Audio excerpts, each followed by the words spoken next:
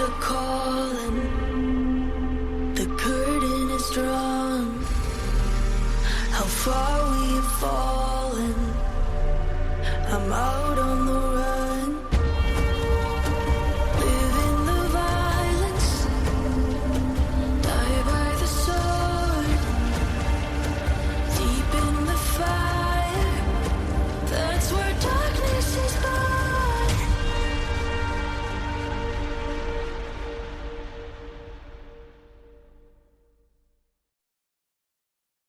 Happy holiday season and Thanksgiving week to all my fellow American podcast enthusiasts.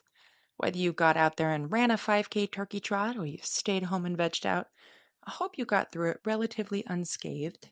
Maybe you worked tirelessly all through the night preparing to host a large family gathering, or perhaps you're an essential worker and it was like any other day, aside from the fact that you possibly had to manage a lot more people being rude to you in your grocery line or as a patient, all in a rush to get home and enjoy their own Thanksgiving.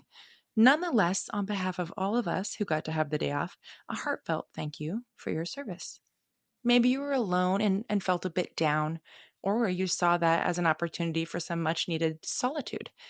Either way, I wanted to drop into your feed today with a little bonus episode as you might be doing some extra cleaning or Christmas decorating this weekend, and maybe you're looking for something to listen to and be outraged over. And if you're tuning in from another country, especially those credited with the origin of potatoes, we see you. Whether you prefer your holiday potatoes mashed or crunchy or scalloped or in a ginger mule, what a wonderful contribution to the world, in my opinion. Holidays can be particularly hard for those in abusive relationships.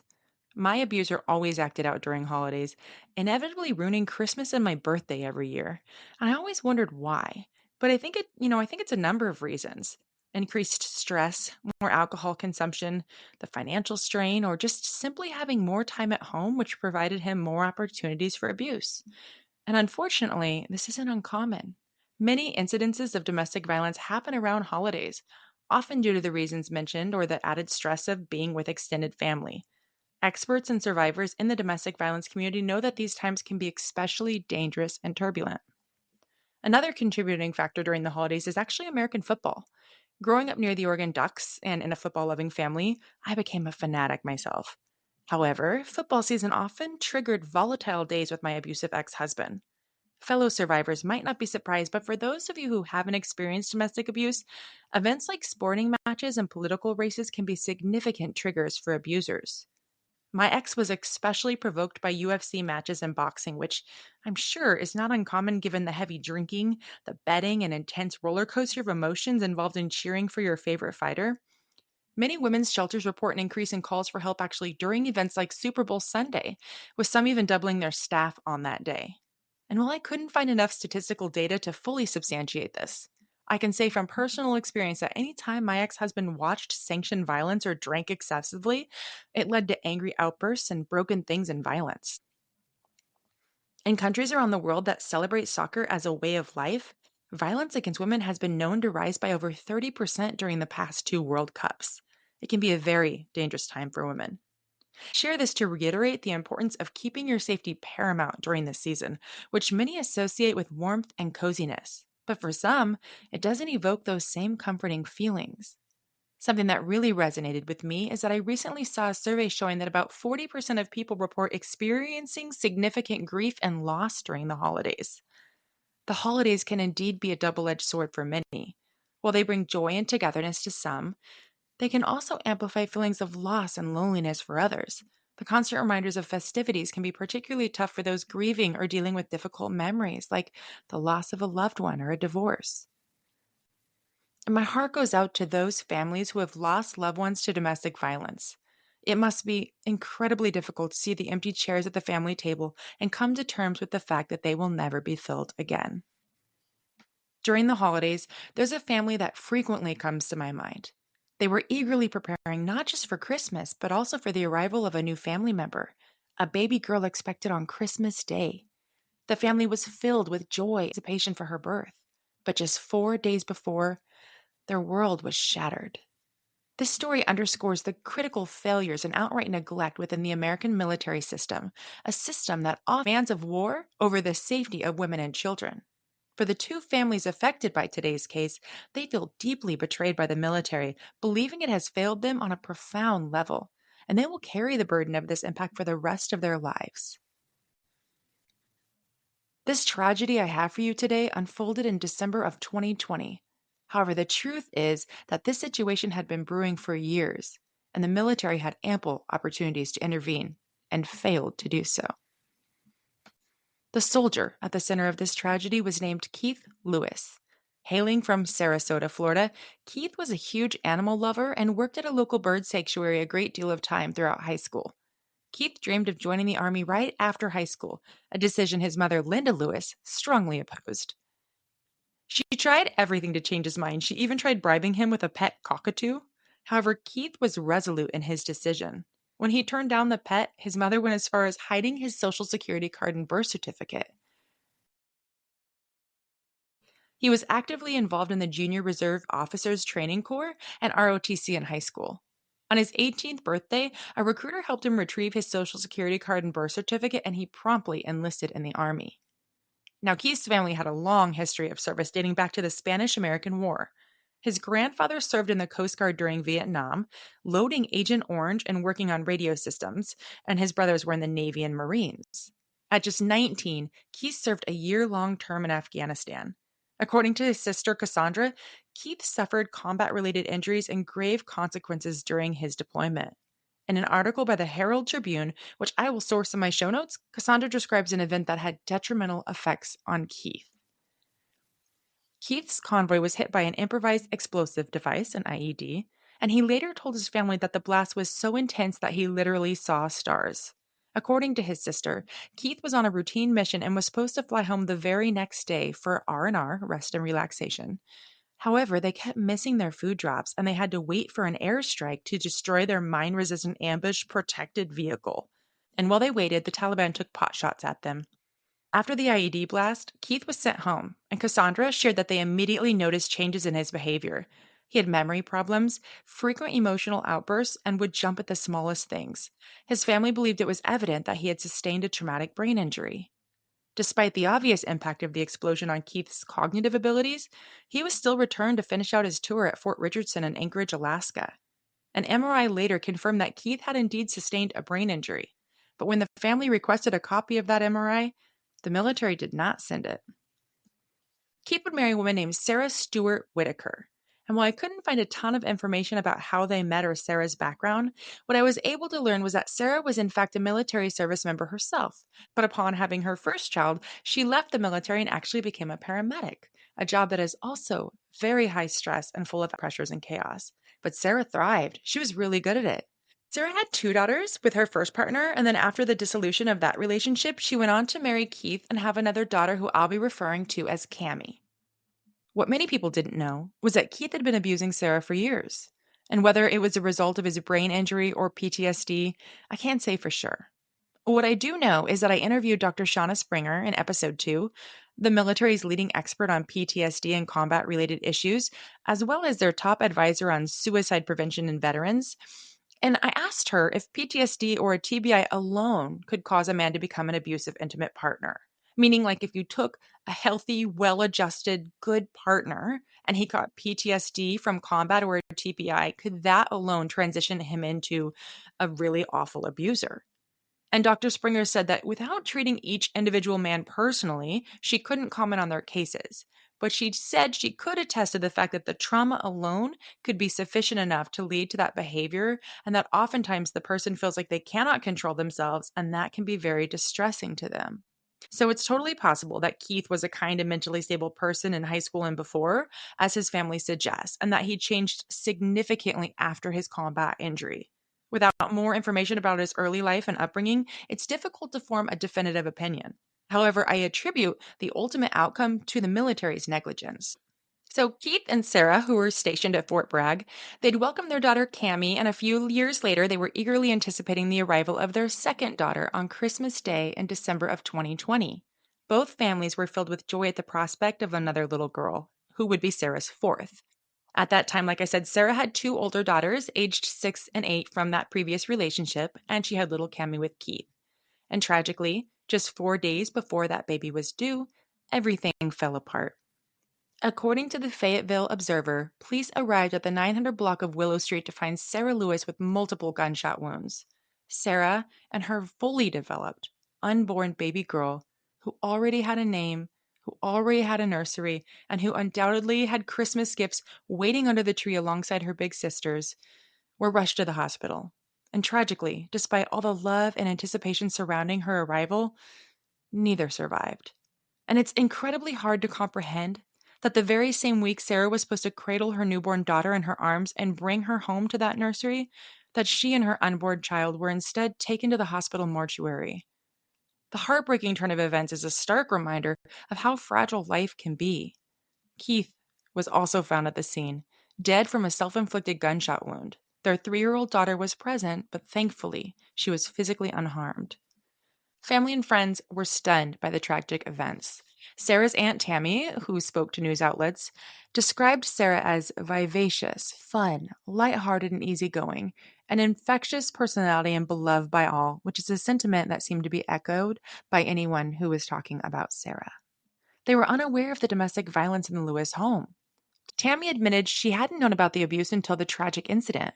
However, Keith's family knew that Keith had struggled with suicidal thoughts and a possible attempt. But the military was aware of that and the fact that there was domestic violence, because this was not an isolated or random act. It had actually happened before, just without the same tragic outcome. In 2016, Keith and Sarah were at a restaurant where the name Bo Bergdale was mentioned, igniting a rage in Keith. So for those of you unfamiliar or who don't recall, Bergdale was an army deserter who served in the same unit as Keith. He was captured by a Taliban-aligned network and held captive from 2009 to 2014.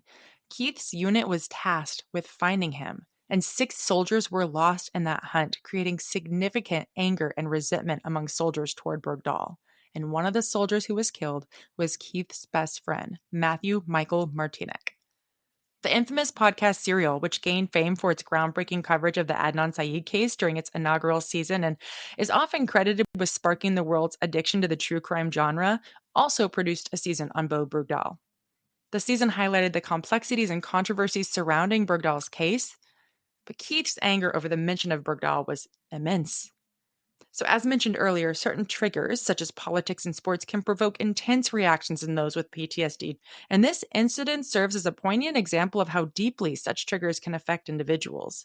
Keith actually stormed out of the restaurant in a rage, and he walked home nearly 5 miles with Sarah tailing him in her car, trying to stop him from entering the house. He managed to get inside and barricade himself. Sarah, while attempting to block him, and I'm thinking likely because she knew his weapons were inside, she was injured when Keith pushed her, causing her head to strike a wall. But once inside, Keith retrieved a gun and pressed it to his forehead. He was stopped, but essentially the story was shared by Keith's family as they recounted his troubling history. Sarah's Aunt Tammy actually learned about another incident almost identical to the one that took Sarah's life. Tammy shared that when Keith drank, he lost it. So she said she found out that Sarah was on the floor in the den, and she knew that Keith was going to go for his gun in the bedroom. So she ran out the front door, fortunate enough to get away and call the police for help. By the time the police arrived, Keith was sitting in the backyard with a rifle in his mouth on the brink of committing suicide. So here's what we know. There had been more than one incident where Keith was a danger to himself and his wife. The police had been involved, which means his command was inevitably notified. And of course, once Keith died and killed his wife and child, his command released an official statement. We're profoundly saddened at the tragic passing of Staff Sergeant and Mrs. Lewis. Our soldiers and families are the bedrock of our unit, and any loss deeply affects our formations. We are working to provide the utmost support to the family and our team. What are you going to do to get upstream from making this happen again? That's what I want to know. 2.5 years before the tragic murder-suicide, Keith's command had been notified of his homicidal and suicidal tendencies. Keith was terrified after the domestic violence incident near suicide was reported. He was 7 years shy of being eligible for retirement, and he told his family that he feared repercussions. And what did the military do? Absolutely nothing. According to Keith's family, life just continued as usual. Keith even climbed the ranks, becoming an Army Green Beret. And just before Christmas of 2020, he was promoted to lead a medical center, a role that overwhelmed him, according to his sister. Knowing Keith had a traumatic brain injury and was both suicidal and homicidal, he was kept in rotation, promoted, and assigned more duties. In my view, that's a crime. Not because he wasn't a good soldier and didn't deserve to advance, but because those actions were taken without further examination of his mental health to determine if he could handle the added responsibilities. Keith needed an intervention. I'm not saying he should have lost his military career, but his career should have been the least of anyone's concerns. He needed to be pulled off duty and placed in a facility for comprehensive testing and treatment for brain injuries and PTSD. He should have received top level care at a place like Walter Reed with stringent tests and monitoring before being allowed to return home to his wife and child. Something that struck me was his sister mentioned that he was actually given medication for PTSD. But the reality is, there's no single medication that fixes PTSD. There are drugs to mask and numb the pain, SSRIs or antidepressants. And hey, antidepressants, that can actually be very helpful. That's not going to cure PTSD. There are mood stabilizers or medications like lithium for comorbidities like PTSD and bipolar disorder. However, PTSD is so complex that it requires multiple avenues of treatment and a lot of trial and error. For example, some service members may need speech, occupational therapy, and even vestibular therapy. Vestibular therapy, if you're not familiar, is an exercise based program that can help with dizziness and vertigo, balance issues. It can include eye movement training, balance retraining, and exercises that challenge the balance system. It's all customized to the individual. Other soldiers find success with psychedelic treatments, ketamine infusions, cold water immersion, keto diets. Quitting alcohol is paramount. Some need to move to quiet locations to heal, and many are finding success with the stellate ganglion block, which I talked about with Doctor in episode 2 if you'd like to learn more about that cutting edge treatment. And all of these, every single one, needs to be coupled with talk therapy with a trusted therapist to help the healing process. So when I heard that Keith was on medication for PTSD, I couldn't help but wonder if that was it. What other support did he receive from the military? When they were informed about the incident with him sitting in the backyard with a rifle in his mouth, what steps were taken? Was he subjected to the medical board process? I'm not really sure how stringent that was in 2016. Was he required to undergo a thorough assessment or removed from his duties? It certainly doesn't seem like it. Moreover, Keith's family did not seem to feel he was adequately supported at all. Keith's family believed that the incidences of domestic violence and near suicide attempts were Keith's cries for help. Yet instead of receiving the necessary treatment, Cassandra believes the Army ignored the signs altogether. And now, Keith's family is left with the sadness of their son and brother being remembered as a criminal, not the war hero they knew and loved. Because after the shooting, the Army wouldn't allow Keith to be buried at the National Cemetery with his battle buddies, and the family never received a flag. Cassandra shared that the Army wouldn't accept his medical or service records as proof of a mental health disorder, and they refused to admit there was any signs of distress. Keith's family believes that Keith gave his body, mind, and soul to the military, but he'll only be remembered as a bad man who murdered his wife and child. He gave everything, taking the PTSD and the TBI and a bummed shoulder, took it all and kept going while the military did nothing and just allowed him to suffer. Okay. The Lewis family feels their beloved member was lost to the war, yet the military treated him as if he was some criminal or thug, never acknowledging the root of his problems. And I have to say, this is all too familiar. The military's failure to intervene, failing a service member, failing the wives and children, resulting in the loss of 3 lives because of these epic failures and inadequacies. Sarah's family, especially her Aunt Tammy, has shown incredible strength. Tammy's forgiven Keith for the murder of her niece and her unborn child, understanding the depth of his troubles and holding only forgiveness in her heart. This entire situation is profoundly tragic and, most of all, heartbreakingly preventable. Every warning sign was there, including a near murder suicide years before the actual event. The military had countless opportunities to help them, and they did not. Now, multiple families face empty seats around their Thanksgiving and Christmas tables, and 3 little girls are growing up without their mother. One little girl never even got to be held by her mother. What is the military doing to prevent this from happening again? From my perspective, not enough. This tragedy occurred in 2020, and I have at least 30 more cases of similar murders on my phone I've been following to share on this show that have happened since 2020, and more come every day. So I urge you all, if you love a veteran, if you have a veteran family member, keep a close eye on them. If you have a loved one who has a veteran as a partner, do the same thing. And if you're a veteran or married to one, please never hesitate to ask for help.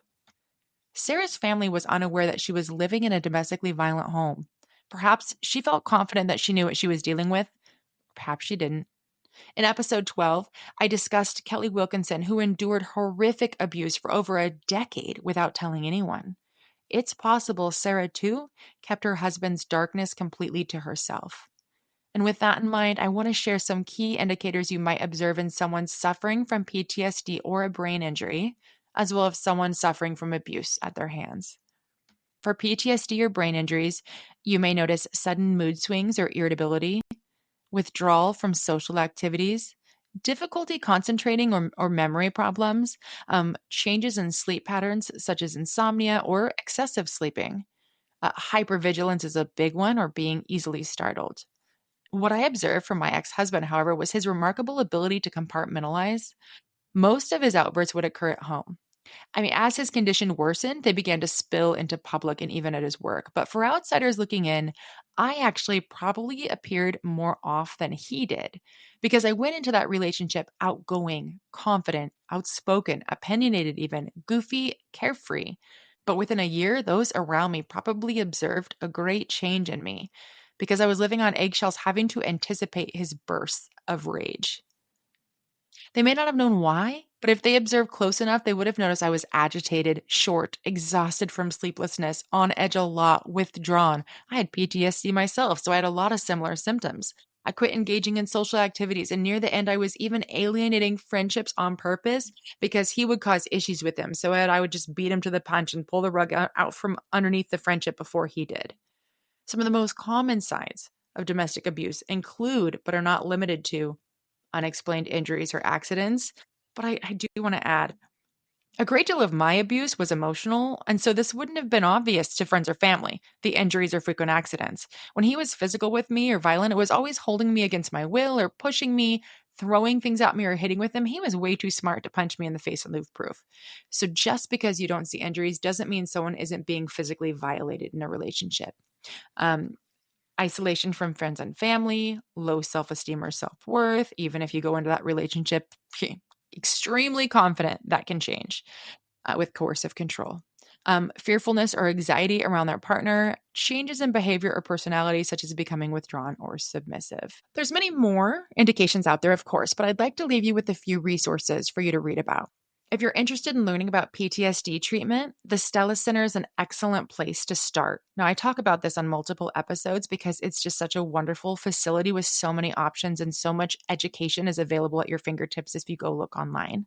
And I did interview their chief psychologist in episode 2, Dr. Shauna Springer, who I mentioned earlier. They're just a wealth of information and treatments. It's also very common for victims of domestic violence and coercive control to be diagnosed with PTSD myself. As I mentioned, I certainly was. And the Stella Center can help you with that too. So you can find a Stella Center somewhere near you or nearish you by going to stellacenter.com, or you can at least research the different treatment types and then find a treatment facility that is available to you close by if you can't find a Stella close enough.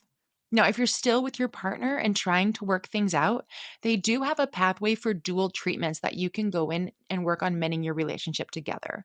However, if you're in a dangerous situation, I do urge you to find a safe way out. If you need a place to escape a domestically violent home, call the National Domestic Hotline at 800-799-7233. You can also find a nearby shelter at domesticshelters.org in the USA. If you find yourself faltering when you try to leave, remember, you're not overreacting. You didn't imagine the abuse. You're not blowing things out of proportion. And if you need to hear that, I'll be your big sister and tell you that, because those were common thoughts I had whenever I was trying to leave. Now, if you're a veteran in crisis, please dial 988 for immediate help. Do not give up. Your life is worth living, and there are pathways to redemption. Finally, I'll leave you with a quote from one of my favorite ladies, Brene Brown, who said, "Asking for help is a power move. It's a sign of strength to ask and a sign of strength to fight off judgment when other people raise their hands." Thanks for listening. And if you would be so kind, The best and probably simplest way to help me with my cause and to spread my message is to rate and review me. It's hugely important, especially with Apple's algorithm. So if you're listening on Apple Podcasts, just go to my show page and scroll to the very bottom where it says rate and review. Giving me a good rating and review is actually the best thing you can do to help me. So I really appreciate it in advance.